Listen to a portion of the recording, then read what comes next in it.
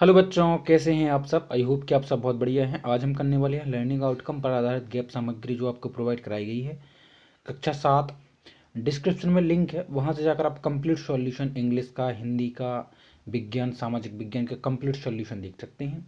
इस वीडियो में हम गणित की वर्कशीट नंबर 46 करने वाले हैं और इससे आगे वाले जो 47, 48, 49, 50 आपको इसी वीडियो में देखने के लिए मिलेगी। वीडियो में बनी रहें, ठीक है बच्चों। डिस्क्रिप्शन में लिंक है, वहाँ से जाकर अन्य सब्जेक्ट का चेक करें। भुजाओं के आधार पर त्रिभुज की समझ। देखो बच्चों, त्रिभुज तीन प्रकार के होते हैं, याद रखना।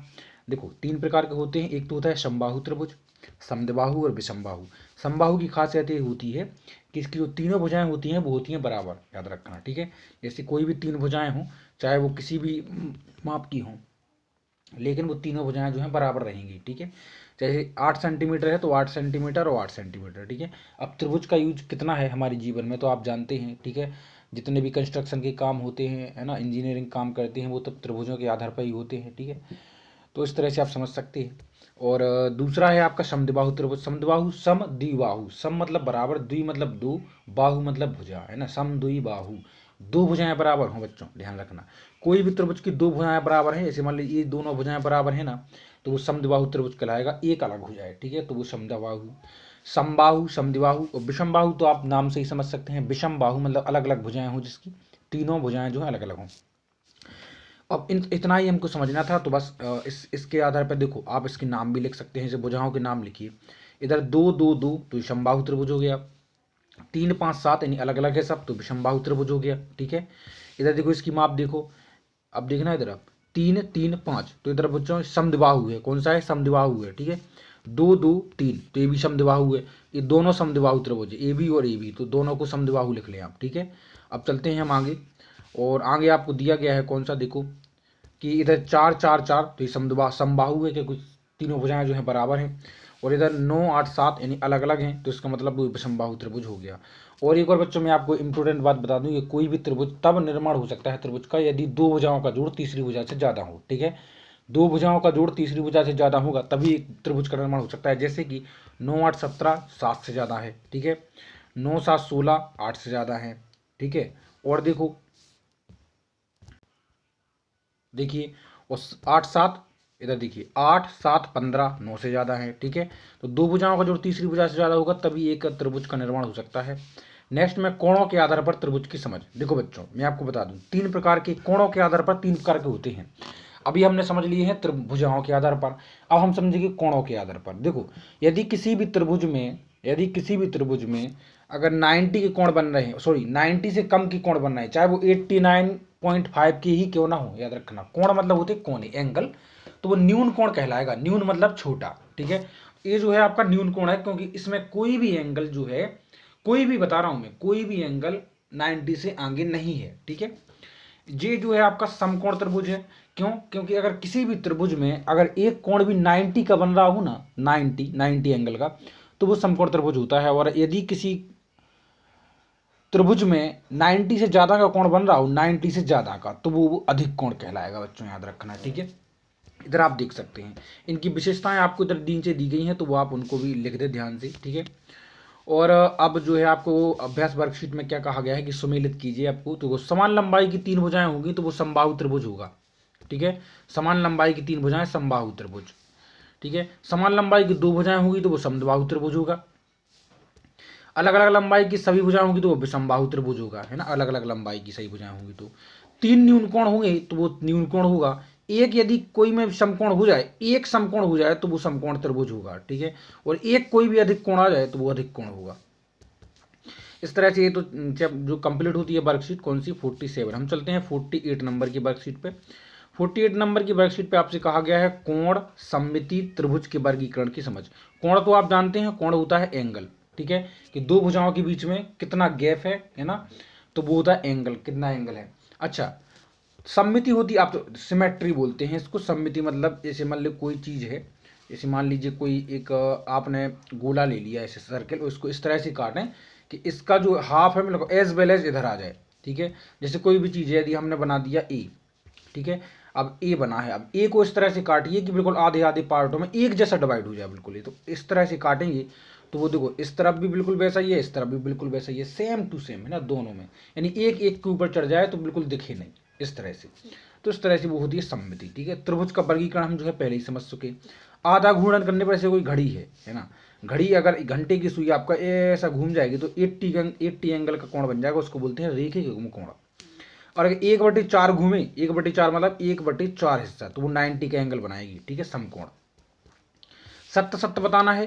देखो एक न्यून कोण का माप, एक न्यून कोण मतलब जो न्यून कोण होता है 90 से कम, याद रखना। और इधर दिया गया है कि मोर देन 90 होता है क्या, तो ये असत्य बच्चों है ना, मोर देन 90 नहीं हो सकता, यानी 90 से ज्यादा। तो एक अधिक कोण मोर देन 90 होता है, बिल्कुल सत्य है। एक प्रतिवर्ती कोण 180 डिग्री से कम होता है, ये असत्य है। 180 डिग्री से ज्यादा होता है प्रतिवर्ती कोण, याद रखना, ठीक है। 90 से 180 के बीच में अधिक कोण होगा, 180 से ज्यादा का हो गया तो वो प्रतिवर्ती यानी रिफ्लेक्स एंगल हो जाता है। और एक संपूर्ण कोण जो है सत्य है, बिल्कुल 360 डिग्री का होता है। दिए गए कोणों की पहचान करके आपको इनके नाम लिखना है। ये जो है आपका क्योंकि न्यून कोण है, क्योंकि इसमें 90 से कम का बन रहा है। ये जो है अधिक कोण है, क्योंकि इसमें 90 से ज़्यादा का बन रहा है, इधर 90 का बन रहा है, इसलिए वो 90 का यानी समकोण हो जाएगा।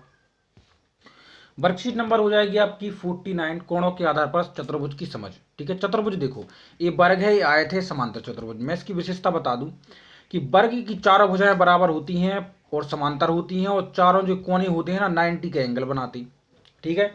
इनके जो विकर्ण होते हैं ना, यानी एक कोने से दूसरे कोने तक की दूरी, वो जो है इक्वल होते हैं और एक दूसरे पर लंब होते हैं। लंब मतलब सीधी, बिल्कुल सीधी रेखा खिंच जाए एक रेखा पर। तो देखो अगर ये सीधी रेखा है तो उस पर जी बिल्कुल सीधी रेखा खिंची, इसलिए इसको लंब, शीर्ष लंब, ठीक है। आयत में भी as well as same to same विशेषताएं होती हैं, बस एक चीज नहीं होती, क्या, इसकी पूरी जो रेखाएं हैं वो समान होती हैं, लेकिन इसकी ऐसी कोई विशेषता नहीं है। इसकी आमने सामने की तो बराबर होती हैं, ठीक है, याद रखना। इसके 90 के एंगल बनते हैं, सब विशेषताएं एक जैसी हैं, बस रेखाएं बराबर हों ये सब पॉसिबल नहीं, मतलब ये वो नहीं है, ठीक है। तो देखो इसकी आमने सामने की जो रेखाएं हैं वो बराबर रहती हैं। समांतर चतुर्भुज में ऐसा कुछ भी नहीं है कि 90 के एंगल बने, याद रखना। बस ऐसा होता है कि जो चारों भुजाएं होती हैं ना एक दूसरे के पैरेलल होती हैं, मतलब कि ये भुजा इन दोनों, मतलब ये दोनों भुजाएं पैरेलल हैं और ये दोनों भुजाएं आमने सामने की जो भुजाएं हैं वो समांतर होती हैं। इसी के आधार पर आपको देखो एक वर्कशीट बनना है कि चतुर्भुज के गुणों के आधार पर आकृति को पूर्ण करना है। आयत समांतर चतुर्भुज होता है, बिल्कुल सही। बराबर होती हैं, है ना, तो बिल्कुल सही चतुर्भुज। अच्छा सभी भुजाएं बराबर हैं, बिल्कुल नहीं आयत में। सम्मुख कोण बराबर होते हैं, बिल्कुल हाँ। विकर्ण जो है बराबर होते हैं और परस्पर लंब बिल्कुल नहीं होते, ठीक है, लंब नहीं हो सकती, ठीक है। अच्छा वर्ग देखो, वर्ग में सब हाँ है, सब कंडीशन फॉलो करती है वर्ग, ठीक है। आयत का प्रत्येक कोण बराबर होता है, आयत के सम्मुख भुजाओं की लंबाई भी बराबर होती है, वर्ग के विकर्ण एक दूसरे पर लंब होते हैं, चतुर्भुज की सभी भुजाएं बराबर होती हैं और समांतर चतुर्भुज की सम्मुख भुजाएं बराबर होती हैं, ठीक है। आइए चलते हैं वर्कशीट नंबर 50, ठीक है। वर्कशीट नंबर 50 3D वस्तुओं की समझ। 3D वस्तुएं एक्चुअली में होती क्या है बच्चों, अभी अपन जो पढ़ रहे थे ना, त्रिभुज, आयत, है ना, चतुर्भुज, ये जो है प्लेन फिगर है ना, प्लेन फिगर, बिल्कुल ठीक है, सिंपल आकृतियां। अभी जो अपन पढ़ने वाले 3D मतलब 3 डायमेंशन, मतलब त्रिआयामी, ठीक है, मतलब जिसमें कुछ चीज हम डाल सकते हैं जिनका आयतन होता है, क्षमता होती है, जैसे गिलास हुआ, लोटा हुआ, बाल्टी हुई, इसमें पानी भर सकते हैं ना।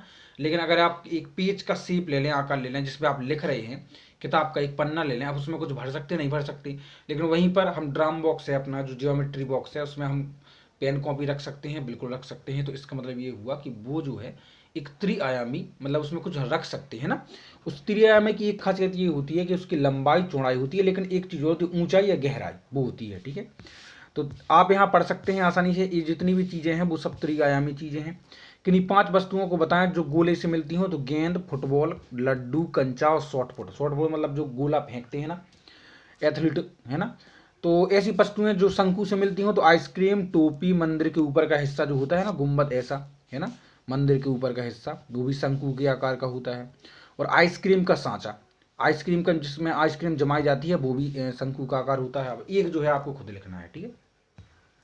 नेक्स्ट वर्कशीट नंबर 51, किनारे, शीर्ष व फलक की समझ।